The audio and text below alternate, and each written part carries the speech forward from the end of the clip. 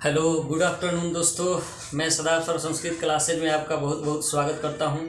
कल मैंने पाठ 6 में आप लोगों को बताया था लट लकार में रूप कैसे चलाया जाता है, किसी भी धातु का रूप लट लकार में कैसे चलाते हैं। आज मैं आपको पाठ 7 में बताऊंगा कि लंग लकार में किसी भी धातु का रूप आप कैसे चलाएंगे। अगर धातु आप लोग नहीं समझ रहे होंगे तो मेरे अगले वीडियो में धातु को बताया गया है, लिखवाया गया है, उन धातुओं को देख लीजिएगा।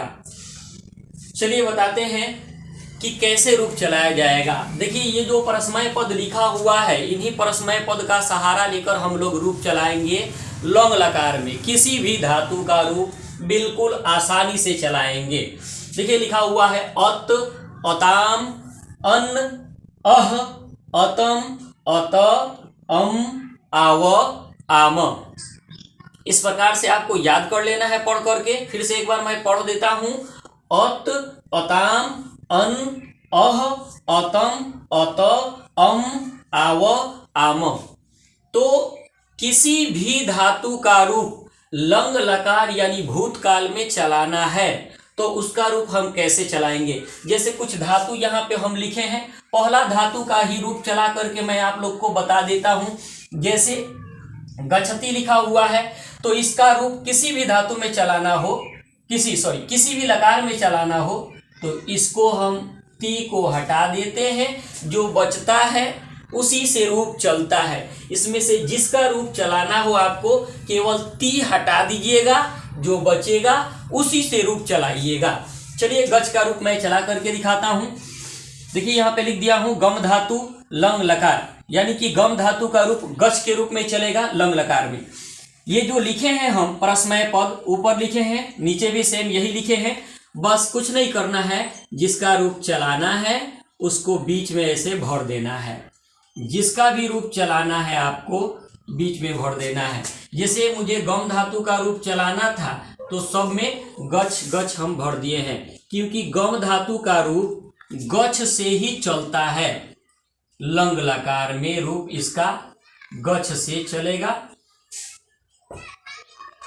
आप देख सकते हैं हम सब में केवल गच भरे हैं और कुछ भी दूसरा कोई परिवर्तन नहीं किए हैं।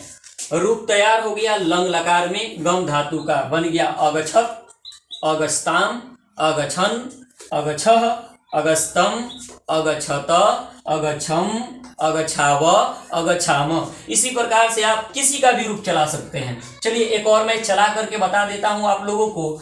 जैसे में यहाँ पे है पश्यति, तो मैं ती को हटाऊंगा, पश्य बच गया। अब बीच में क्या भर दूंगा, पश्य। जिसका रूप चलाना है उसको बीच में भर देना है।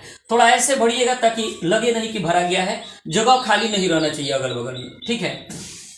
जैसे यहाँ पे हो जाएगा अपश्यत, देखिए इसमें पश्य हम भर देंगे, क्या हुआ अपश्यत। इसी प्रकार यहाँ होगा अपश्यताम, यहाँ हो जाएगा अपश्यन, यहाँ पे हो जाएगा अपश्य, यहाँ पे हो जाएगा अपश्यतम, यहाँ पे हो जाएगा अपश्यत, यहाँ पे हो जाएगा अपश्यम, यहाँ पे हो जाएगा अपश्याव, यहाँ हो जाएगा अपश्याम। एक और चला करके मैं आप लोग को बता देता हूं। देखिए जैसे में अगर रूप चलाना हो पठ का रूप, ती हटा देंगे, पठ बच गया है। इसका रूप लंग लकार में चलाना हो तो बस बीच में भरते चलिए पठ। अपठत भर दीजिए बीच में पठ। अपठताम, यहाँ पे भरेंगे पठ। अपठन, यहाँ पे भर देंगे पठ। अपठः, जिसका रूप चलाना है उसको भरेंगे। अपठतम, यहाँ पे भी अपठत, यहाँ भी पठ लिखेंगे। अपठम, यहाँ भी पठ लिखेंगे। अपठाव, यहाँ भी पठ लिख देंगे। अपठाम। इसी प्रकार आप इन धातुओं का रूप चला सकते हैं लंग लकार में। अगर आप लोग को मेरी वीडियो समझ में आ रही हो, मेरा पढ़ाई समझ में आ रहा हो तो लाइक, कमेंट और शेयर जरूर करें।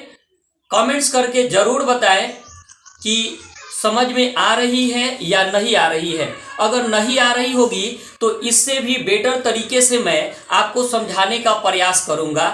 आपको पूरा मैं 10वीं कक्षा का पूरा संपूर्ण सिलेबस जो है उसकी तैयारी मैं कराऊंगा। आज के लिए ये लंग लकार है। Thank you.